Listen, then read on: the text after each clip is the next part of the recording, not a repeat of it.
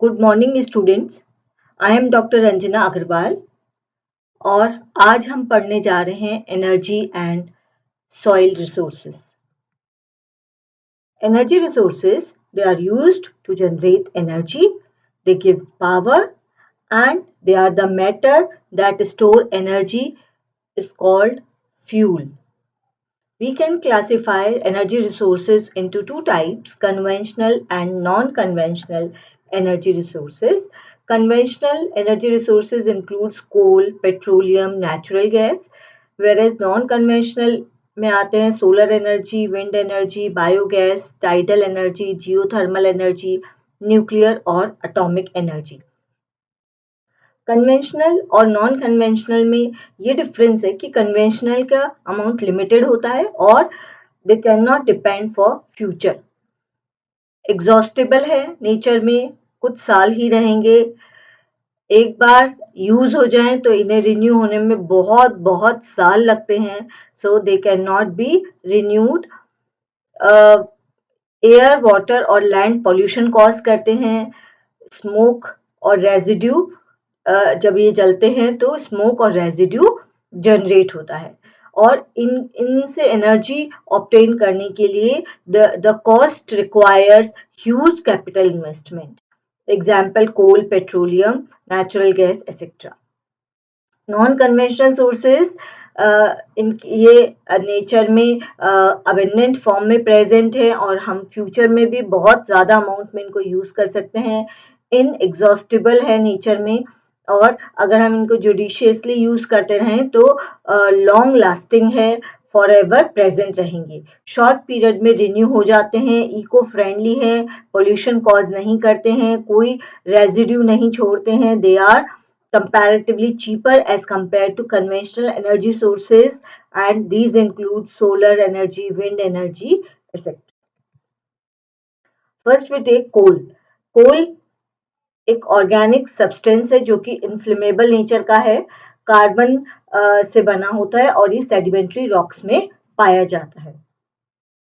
कोल जो है वो जब प्लांट मटेरियल बहुत ज्यादा कंप्रेस हो जाता है पृथ्वी में अंदर, अर्थ में अंदर दब जाता है और उस पर मिलियंस ऑफ ईयर्स तक हीट और प्रेशर उसमें पड़ता रहता है, तो दैट डेड मटेरियल और plant material is converted into coal. Coal की कई वैरायटी ऑफ फॉर्म्स अवेलेबल है depending on the degree of compression, कितना उसके ऊपर प्रेशर है, किस डेप्थ पे वो प्रेजेंट है और किस समय वो बरी हुआ है। So depending on the depth and pressure, अगर ऊपर सरफेस पे देखें तो पीट है, then lignite, then sub bituminous, bituminous and then anthracite. These are the forms of coal. सबसे ज्यादा कार्बन का अमाउंट प्रेजेंट होता है एंथ्रेसाइट में, उसके बाद प्रेजेंट होता है बिटुमिनस में, देन लिग्नाइट में एंड देन पीट में। 80% और अबव कार्बन है एंथ्रेसाइट में, हाईएस्ट क्वालिटी है कोक कंटेंट की इसमें। ये बहुत इसका प्रोडक्शन बहुत कम है, बहुत कम अमाउंट में स्मोक है, हाई हीटिंग वैल्यू है इसकी and it has a less impurities. They are found at a great depth and smelting of iron is also there. Bituminous 60 to 70% इसमें कार्बन कंपाउंड प्रेजेंट होता है, ये बहुत डीप में बरीड रहता है जैसा कि आपको पहले स्लाइड में बताया मैंने यहाँ पर। एंड और ये सब्जेक्टेड टू इंक्रीज टेम्परेचर, बहुत ज़्यादा कैलोरीफिक वैल्यू है, मॉइस्चर इसमें कम है, इसलिए इसको मेटलर्जिकल कोल भी कहते हैं। स्पेशल वैल्यू है स्मेल्टिंग आयरन में एंड ब्लास्ट फर्नासेस में वाइडली यूज्ड है ये। लिग्नाइट 50 to 60% इसमें कोल होता है, लो ग्रेड ब्राउन कोल है, सॉफ्ट है क्योंकि इसमें मॉइस्चर कंटेंट थोड़ा ज्यादा होता है और इसलिए थोड़ा स्मोक भी ज्यादा प्रोड्यूस करता है जब इसे जलाया जाए। जनरली इलेक्ट्रिसिटी के लिए इसको यूज किया जाता है लिग्नाइट को, और ये तमिलनाडु के नावेली में प्रिंसिपल रिजर्व लिग्नाइट का प्रेजेंट है। देन पीट 40% या उससे कम इसमें कार्बन होता है और जो डिकेइंग प्लांट्स होते हैं स्वॉम्प्स में उससे पीट बनता है। इसमें बहुत ज़्यादा मॉइस्चर है, जब इसको जलाते हैं तो बहुत ज़्यादा स्मोक होती है और बहुत ही लेस इसकी हीटिंग कैपेसिटी होती है, और generally it is used for domestic purposes. Petroleum, it is a non conventional source of energy, और मिनरल ऑयल भी कहते हैं इसको। ये नेक्स्ट एनर्जी सोर्स है कोल के बाद में, क्रूड ऑयल से मिलता है। कोल जो है वो उसको रोड व्हीकल्स और ट्रांसपोर्टेशन में यूज नहीं कर सकते, और उसकी जगह पे पेट्रोलियम यूज किया जाता है। हीट और लाइटनिंग के लिए यूज करते हैं इसको, इलेक्ट्रिसिटी भी जनरेट करते हैं, मशीनरी को लुब्रिकेंट के लिए भी इसको यूज किया जाता है। मैन्युफैक्चरिंग इंडस्ट्रीज में रॉ मटेरियल के जैसे काम करता है, व्हीकल्स में यूज होता है, सिंथेटिक टेक्सटाइल, फर्टिलाइजर और कई सारी केमिकल इंडस्ट्रीज में, जो नॉडल इंडस्ट्रीज हैं उनमें इसको यूज किया जाता है। कुकिंग मीडियम में एज अ पेट्रोलियम यूज होता है, and it is also used in cosmetics, जैसे पेट्रोलियम जेली और सब चीजें बनती है। और कोल जो है वो कई सालों तक, मिलियंस ऑफ ईयर्स तक, अगर उसको बहुत ज्यादा हीट और प्रेशर में रखा जाए तो जो एनिमल और ह्यूमन की जो ह्यूमन बीइंग्स हैं वो जब कंप्रेस होते चले जाते हैं और अर्थ के अंदर बड़ी होते चले जाते हैं, तो जो फैट है वो ऑयल में टर्न हो जाता है, and they give rise to petroleum. Onshore animal और ह्यूमन बीइंग्स में ऑफशोर मैराइन क्रिएचर्स से भी बन जाता है। इस तरह ये रिजर्वायर रॉक्स हैं जिनके अंदर ये प्रेजेंट होता है ऑयल और गैस, इम्प्रीवियस रॉक्स हैं और उनके वेल्स के थ्रू इनको निकाला जाता है। सेडिमेंट्री रॉक्स हैं ये, तो सेडिमेंट्री रॉक्स में पेट्रोलियम प्रेजेंट होता है। ये एंटीक्लिन से एसोसिएटेड है इंडिया में, फॉल्ट ट्रैप्स में होता है, रॉक फॉर्मेशन में जो टर्शरी एज की रॉक्स हैं उनमें प्रेजेंट होता है। और ये वहां पर होता है जहां पर oil is trapped in crust of upfold में, जहां ऑयल ट्रैप्ड रहता है। Oil bearing layer is a porous limestone या सैंडस्टोन है थ्रू विच राइजिंग और sinking by intervening non porous layer. Gas जो है वो लाइटर होती है, इसलिए ऑयल के ऊपर आ जाती है, और ये पोरस और नॉन पोरस रॉक्स दोनों में ये ट्रैप रहता है। मुंबई हाई में 63% इसका डिस्ट्रीब्यूशन है पेट्रोलियम का, गुजरात में 18%, आसाम में 16%, ऑन शोर अंकलेश्वर गुजरात में है, आसाम में है, दिग्बोई में सबसे पुराना है, नाहर काटिया में है, मोरान में प्रेजेंट है, ऑफशोर मुंबई हाई में है, लार्जेस्ट ऑफशोर है, और बेसिन में है। नेचुरल गैस, ये क्लीन एनर्जी है क्योंकि इसमें कोई रेजिड्यू नहीं होता है और ये सबसे कम पोल्यूशन क्रिएट करता है, तो इसलिए natural gas is a environment friendly. Low carbon dioxide emission होता है इसमें। ये it is also associated with और विदाउट पेट्रोलियम, पेट्रोलियम के साथ भी जब पेट्रोल को निकालते हैं तो नेचुरल गैस भी निकलती है, तो ये उसके साथ या उसके बिना भी होता है।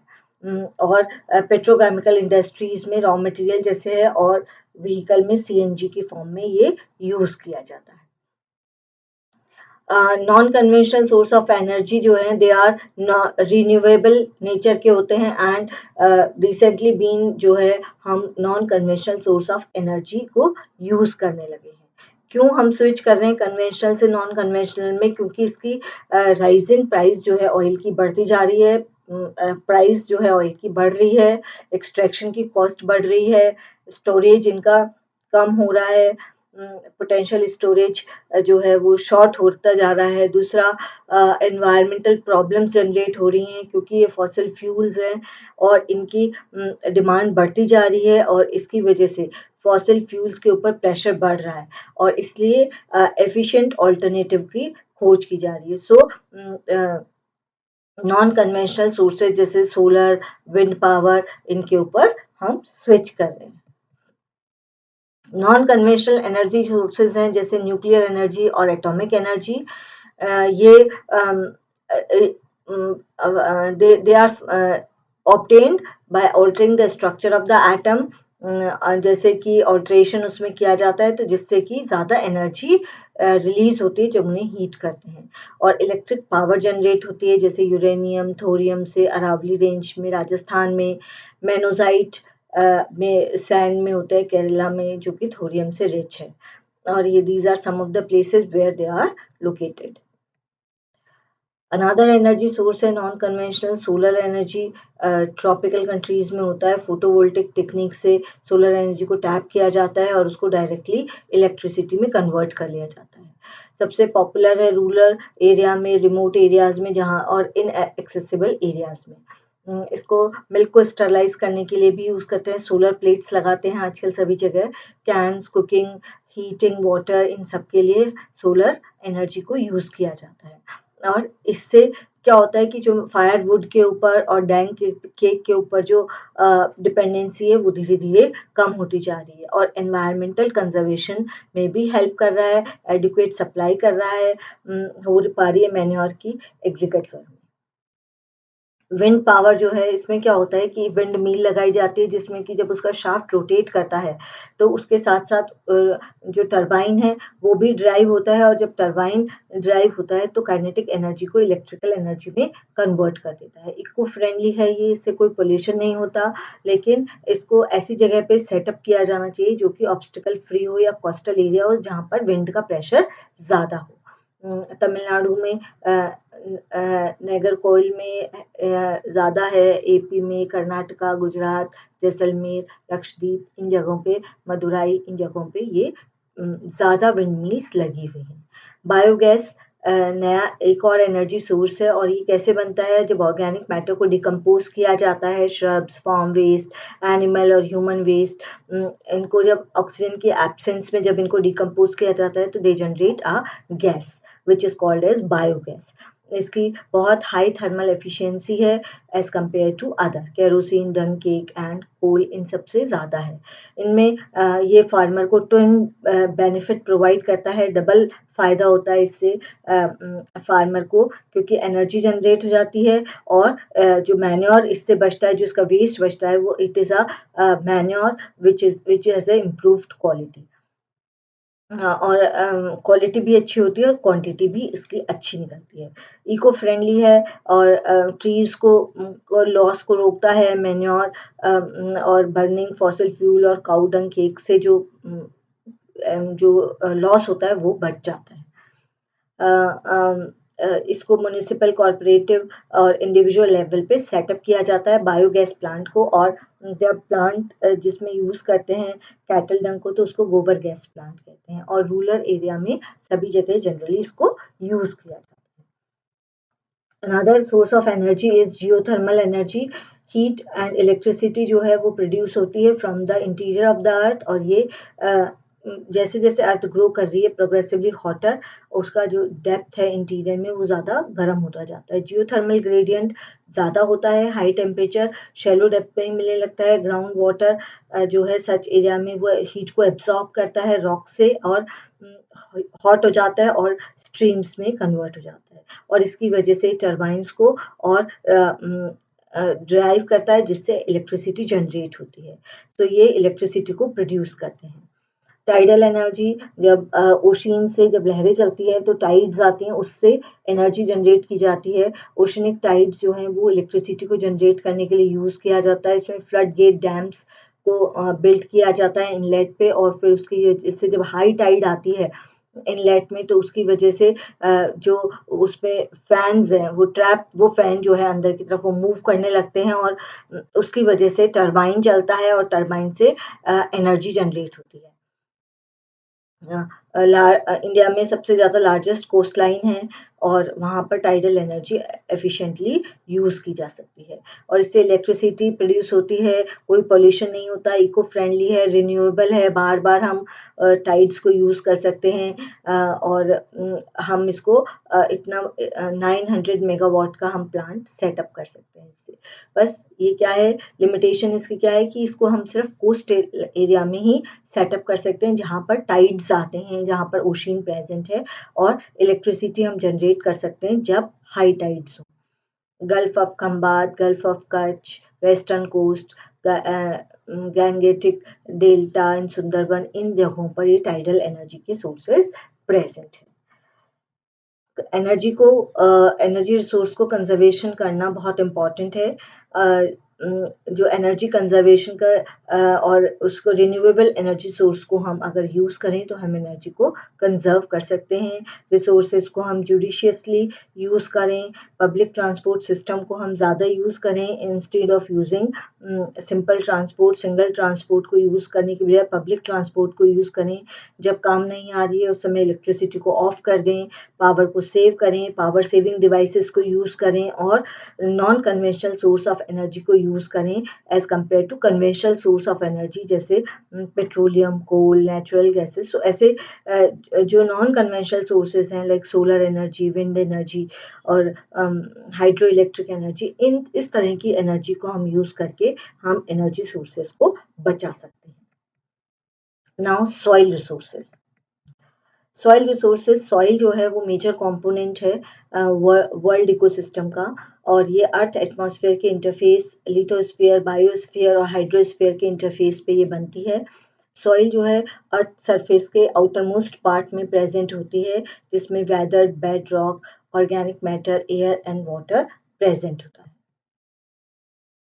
सॉइल जो है वो एटमॉस्फेयर, लिथोस्फीयर, बायोस्फीयर, हाइड्रोस्फीयर सबसे इंटरैक्ट करती है। वाटर साइकिल मूव होती है through the soil by infiltration and water में evaporate from the surfaces. Atmosphere में पार्टिकुलेट मैटर प्रेजेंट होता है जो कि सॉइल पे डिपॉजिट हो जाता है और जो पार्टिकल जो है they may be blow up into the atmosphere. Rocks, lithosphere में जो रॉक्स हैं वो वेदर होती है, वेदरिंग होती है उनकी, कोरोजन होता है, इरोजन होता है और वो सॉइल में फॉर्म हो जाता है। सॉइल जो है वो डेप्थ पे जो अंदर की तरफ सॉइल है वो डेप्थ में और प्रेशर की वजह से दे फॉर्म्स द रॉक्स। प्लांट जो है बायोस्फीयर में वो एक्सट्रैक्ट करते हैं न्यूट्रिएंट्स फ्रॉम द सॉइल और डेड प्लांट जो है वो सॉइल का बाद में पार्ट बन जाते हैं और अपना मैटर को सॉइल में वापस ट्रांसफर कर देते हैं। सॉइल कई तरह की होती है, clay, sandy, loam soil. Clay soil जो है इसमें वाटर रिटेंशन एबिलिटी ज़्यादा होती है, इजीली वाटर लॉक्ड हो जाती है, स्टिकी होती है, न्यूट्रिशनल कैपेसिटी इसकी हाई होती है, एयर स्पेसेस कम होती हैं और मीडियम से लो प्रोडक्शन होता है। फास्ट ड्रेनिंग सॉइल है, ड्राई आउट आसानी से हो जाती है, स्टोरेज न्यूट्रिएंट स्टोरेज कैपेसिटी कम है, इसमें एयर स्पेसेस ज़्यादा हैं। Loam soil high to medium है और बाकी सब चीज़ें भी इसकी मीडियम लेवल की इसमें प्रेजेंट होती हैं। सॉइल जो है वो अनकंसोलिडेटेड मटेरियल की फॉर्म में प्रेजेंट होता है अर्थ की सरफेस पे एंड जो पेरेंट मटेरियल है वो कहाँ से आता है, below rock, below climate, macro organism और माइक्रो ऑर्गेनिज्म, इन सब के द्वारा ये इन्फ्लुएंस रहता है। सॉइल कॉम्प्लेक्स सिस्टम है जो कि वाइड रेंज ऑफ फंक्शंस को परफॉर्म करता है which are critical for functioning of the earth as a whole system. Soil में 50 to 60% मिनरल पार्टिकल्स होते हैं, 1 to 5% ऑर्गेनिक मैटर है, 40% पोरस स्पेस है पार्टिकल्स के बीच में और they have varying amount of air and water in them. हम सॉइल को जोनल क्लासिफिकेशन सॉइल कर सकते हैं क्लाइमेट फैक्टर से। ह्यूमस क्या है, एक डार्क क्रम्बली सब्सटेंस है जो कि बहुत ज़्यादा फर्टाइल है प्लांट ग्रोथ के लिए। प्रेसिपिटेशन इफेक्टिवनेस से rainfall, that means the rainfall, ये वो बैलेंस है प्रेसिपिटेशन और पोटेंशियल इवापो ट्रांसपिरेशन में जो कि इन्फ्लुएंस करता है डायरेक्शन ऑफ वाटर मूवमेंट को सॉइल में। अगर precipitation is high then leaching is less. Soil जो है ज़्यादातर सॉइल 3 मेजर हॉराइजॉन्स में प्रेजेंट होती है। सरफेस हॉराइजॉन को ए नाम दिया है, सबसॉइल को बी दिया है एंड देन सबस्ट्रेटम। जो ऑर्गेनिक हॉराइजॉन है that is O which is on the surface और ये जो हॉराइजॉन है मास्टर हॉराइजॉन जो है वो that is E, it is used as a horizon जिसमें कि सिग्निफिकेंट मिनरल लॉस होता है। ये आपके डिफरेंट सॉइल के कैरेक्टरिस्टिक्स बता रखे हैं। सॉइल डिग्रेडेशन जो है ये मेजर ग्लोबल प्रोसेस है, प्रॉब्लम भी कह सकते हैं आप इसको, जिसमें कि फिजिकल लॉस होता है, इरोजन होता है and reduction in the quality of top soil है जिससे कि न्यूट्रिएंट डिक्लाइन हो जाते हैं और कंटामिनेशन बढ़ जाता है। और इसका इम्पैक्ट जो होता है वो एग्रीकल्चर के ऊपर होता है, अर्बन एनवायरनमेंट पे, पोल्यूशन पे एंड फ्लडिंग से होता है। Loss of upper soil horizon, जिसमें कि ऑर्गेनिक मैटर और न्यूट्रिएंट है, तो अगर वो लॉस हो जाए तो आपकी फर्टिलिटी जो है सॉइल की वो कम हो जाती है। तो these are some of the factors जो कि सॉइल डिग्रेडेशन से होते हैं। सॉइल प्रोफाइल जो है वो पतली हो जाती है, जिससे कि क्रॉप ईल्ड जो है वो रिड्यूस हो जाती है, और इससे सॉइल जो है degrade, you can say the soil is degraded. अगर ह्यूमन इंड्यूस सॉइल डिग्रेडेशन का अगर ग्लोबल असेसमेंट किया जाए तो इट अंडरटेक ग्लोबल सॉइल सर्वे। जैसा कि अभी लास्ट ईयर गवर्नमेंट ने एक सॉइल फर्टिलिटी टेस्ट करवाया था कि कितना एग्रीकल्चर सॉइल फर्टाइल है।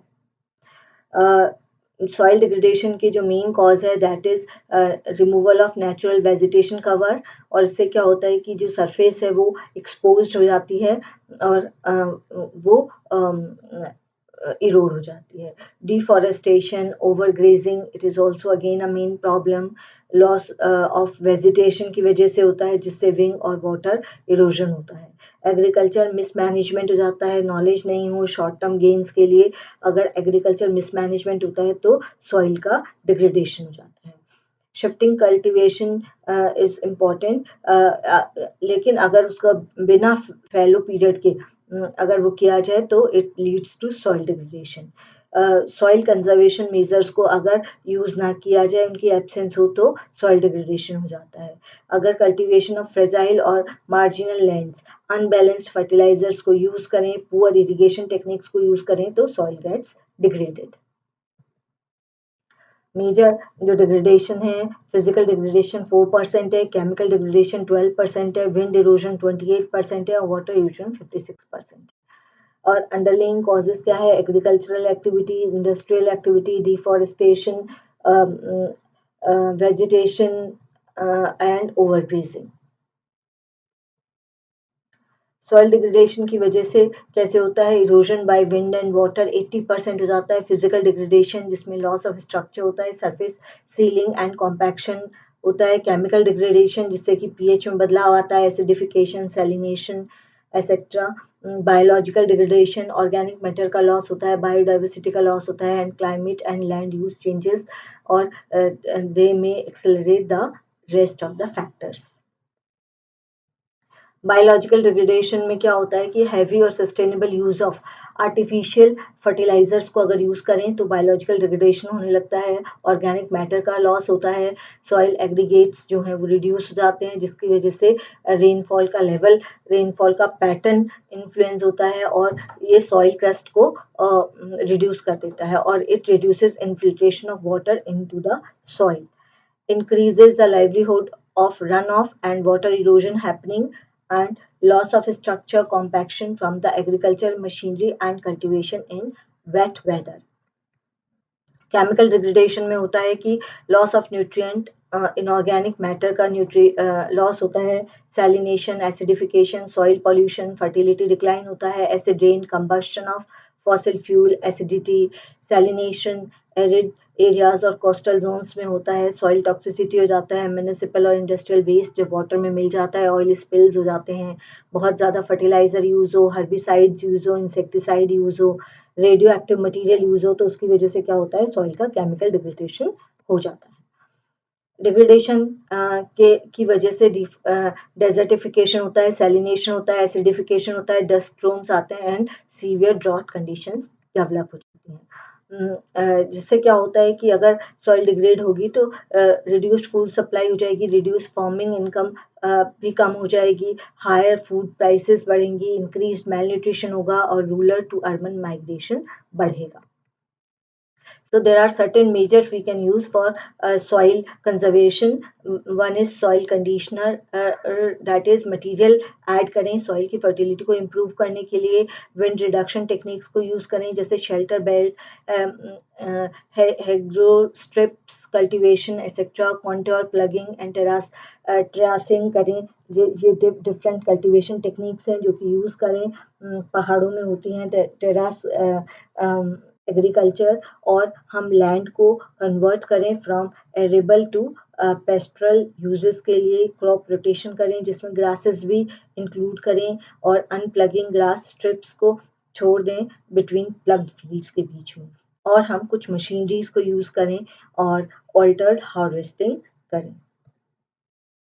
सॉइल को हम प्रोटेक्ट करें और जिससे कि टिलेज रिड्यूस करें और वाटर लॉगिंग को रोकें और ड्राई आउट करें। These are again soil protection for grassland, shelter belt बनाएं, grassed waterways को चेंज करें, जगह छोड़ के ट्रीज को प्लांट करें, डेब्रिस डैम्स बनाएं, रिटायरमेंट फेंसिंग करें। तो there are so many ways by which we can conserve the soil. This is conventional tillage and this is conservation tillage, जिससे कि हम प्रोटेक्ट कर सकते हैं।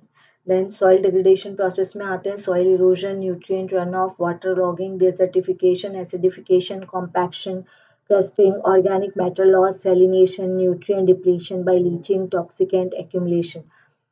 सॉइल कंजर्वेशन प्रैक्टिसेस में आते हैं, conservation, tillage, crop rotation, improve drainage, residue management, water conservation, terracing, contour farming, chemical fertilizer, organic fertilizer, improved nutrient cycling, improved system to match soil climate and cultivators. So these are positive for soil productivity and these are negative for soil productivity. These are the factors which are positive and negative. Soil quality को हम increase कर सकते हैं alternative agriculture से, skill management, crop rotation, organic recycling, reduced chemical input, crop livestock systems, integrated pest management से, इससे these are the factor for improving soil quality. और goals क्या हैं कि हमारी प्रोडक्टिविटी बढ़ जाए, एनर्जी कंजर्व हो जाए, एनवायरमेंटली साउंड हो, इकोनॉमिकली वायबल हो, नेचुरल रिसोर्सेज को कंजर्व करें, जिससे हेल्थ, फूड क्वालिटी और सेफ्टी इम्प्रूव हो। Thank you.